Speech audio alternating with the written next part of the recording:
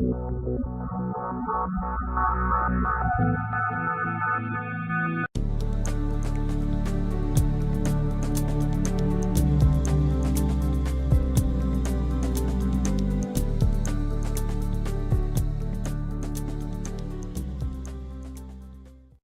Calvo, quan vostè vulgui. Moltes gràcies, senyor Balda. Miri, senyor Gijón, 10 minuts del seu temps per entrar en el rerefons de l'ordenança, quina pèrdua de temps, no? Hem estat parlant de les propostes que ara mateix li explicaré i en els suposats aclariments. Jo crec que els ciutadans esperaven una explicació de quines són les seves intencions i no l'han tinguda en els 10 minuts de la seva intervenció. Segur que durant el debat tindran oportunitat. Miri, perquè quedi clar des del primer minut de la meva intervenció, des del segon, estem radicalment en contra del plantejament de l'ordenança. Estem en contra? No sé quina part no ha volgut entendre. Estem en contra. Vostè, senyor Gijón i senyor Balda, ens presenten aquesta proposta en un moment molt particular de la història d'aquest país. En un moment en què els conservadors que ens governen, és a dir, vostès, ens estan conduint per un viatge ideològic de fonaments thatcherians que està canviant la forma de vida del conjunt de ciutadans, també a Palma. La mà que ha redactat aquesta ordenança és la mateixa mà que ha redactat la reforma laboral, la reforma de les pensions, la posada en marxa de les taxes judicials. És la mateixa mà que ha ferit el nostre sistema educatiu públic i que ha acabat en el caràcter gratuït i universal del nostre sistema de salut públic. És la mateixa mà que ha ordenat la finalització del sistema de dependència. I aquest és un viatge ideològic, és el seu viatge ideològic. Du endavant un programa que no varen presentar a les eleccions i que està destinat a acabar amb el sistema de cohesió social que fins ara havia imperat, amb els principis de llibertat, de solidaritat i de cohesió social. És el seu viatge ideològic. És un viatge que inclou una proposta de llei de repressió ciutadana que és incompatible amb la democràcia. És una proposta de llei de repressió que sembra la por i que crida a tothom a que guardi silenci davant les injustícies que les seves polítiques provoquen. Tot això ens passa mentre vostès preparen i presenten aquesta ordenança. No és aliè, no és casual, no podem desconnectar. La darrera estació del seu viatge ideològic se produeix avui en el Parlament d'aquesta comunitat autònoma en l'aprovació de la llei de símbols, que ni els lletrats del Parlament han pogut defensar i que expliquen que atenten contra els principis constitucionals perquè reinstaura la censura. La proposta que vostè fa està emmarcada en això. Despertar Palma. Jo comprenc que riguin, al cap i a la fi, què més dona, no? Què més dona debatre una ordenança? Vostès s'imposaran. I ho entenc, que riguin. És el seu cinisme. I el mateix cinisme del despertar Palma. Se'n recorda, senyor Balda, quan va arribar?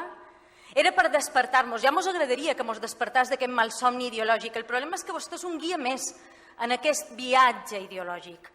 Vostès han mentit a tots els ciutadans. No són de fiar.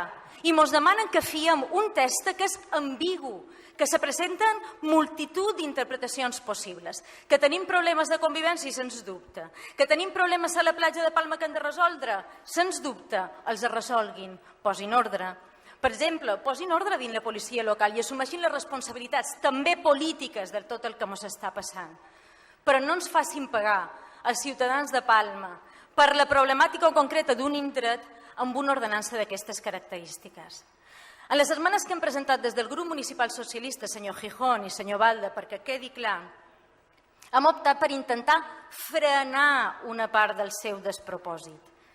I tanmateix ens han donat compte que la darrera intenció repressora de l'ordenança se manté intacta. Per això no li puc admetre la interpretació de lo que aquest grup vol fer. Li torno a repetir, hem estat en contra del plantejament des del minut 1. I quan cerqui la nostra firma en el plantejament que vostès fan, matem que no la trobaran. Aquesta proposta d'ordenança va signada per vostè i només per vostè. La nostra obligació com a grup municipal de l'oposició és plantejar el nostre malestar, el nostre rebuig frontal a la seva proposta i intentar, a través de l'única eina que tenim, que és el sistema de presentar esmenes, frenar la seva bogeria i el seu despropòsit. I vostè té la barra d'arribar aquí i desmitificar això com si això fos un símptoma de feblesa política. Escolti, li dic que no. Tenim l'obligació de fer-ho i l'hem exercida. Tenim l'obligació de frenar el seu despropòsit i ho hem intentat. Però la nostra intenció no és una altra que demanar-li que retiri la proposta d'ordenança. Que si vostès el que volen és intentar pal·liar els problemes de Palma, el que han de fer és modificar els pressupostos i dedicar la partida que ha de menester aquesta ciutat en matèria social. I si el que vostè vol és desvincular-se de la llei de símbol, mos conti què és el que està votant la senyora Fernández en el Parlament avui. Vostès que són tan diferents i no tenen res a veure en la repressió del senyor Bauzá. Moltes gràcies. Sí. Moltes gràcies, senyor Balda.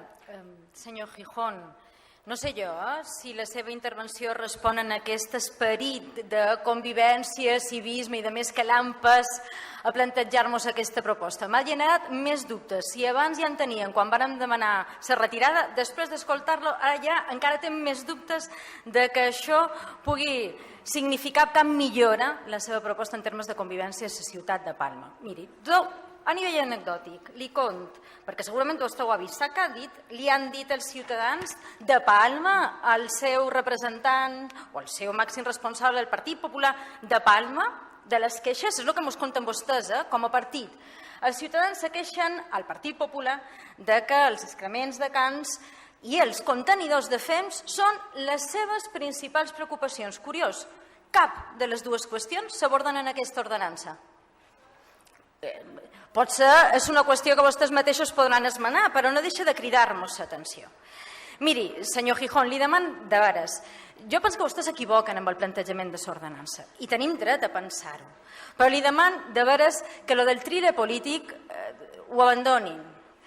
Mirin, les recomanacions de la FEM, que són recomanacions que estan, me deixi que acabi, regulades, que estan explícitament escrites, si té vostè tota la raó, és un fet, existeixen des de l'any 2009. No és vera? 2009, 2010, 2011... Vostè mos ha vist posar això en marxa? Jo diria que no. Vostè estarà d'acord amb jo que qui té iniciativa, prens iniciativa, amb tota la legitimitat de la seva majoria absoluta és vostè. Efectivament, aquest grup municipal, i efectivament va comptar amb el suport de la resta de l'oposició i amb vostès, va instar a la ciutat a abordar una segona part que teníem pendent després de, per cert, aprovar amb unanimitat l'ordenança del botellot. Ordenança que ja ha mort sense acabar de poder valorar si realment, jo crec que ha complert una funció, no? Independentment de que vostè la vagi denigrant en declaracions públiques, però jo crec que ha complit una funció. Escolti, el que no li podem admetre és que ens digui que instant un ple a regular o ordenar significa exactament el que vostè vol que se reguli i s'insti. Escolti, jo crec que hi hagi unanimitat perquè s'abordin qüestions que afecten a la ciutat ha de ser objecte de consens, només faltaria, però el que no li puc admetre és que ens atribueixi a l'oposició l'autoria material d'una ordenança, perquè això és trile polític i això no té sentit. Escolti, vostès pensam, i tenim dret a pensar-ho, que s'equivoquen. Vostès han copiat ordenances d'altres bandes, té vostè tota la raó, però no han copiat la política social d'altres bandes. Han copiat el que els hi ha interessat. I nosaltres li deim, no estem d'acord. I a més li dic, si jo no tinc cap problema en reconèixer, escolti, el testa de Barcelona no és un testa que jo hagués impulsat, existia i no me'n vaig anar a copiar-ho. El que no li puc admetre, però no li admet com a oposició, li dic com a ciutadana, és el trile polític, perquè estem parlant, i acá ara mateix, senyor Marla, de qüestions que afecten a la vida de milers i milers de persones que se veuen abocades a ser carrer. Entre d'altres, el 18% de la població d'aquesta ciutat que se troba per sota del llindar de la pobresa. Escolti, menys trile i més serietat. Gràcies. Gràcies, senyora Calvo.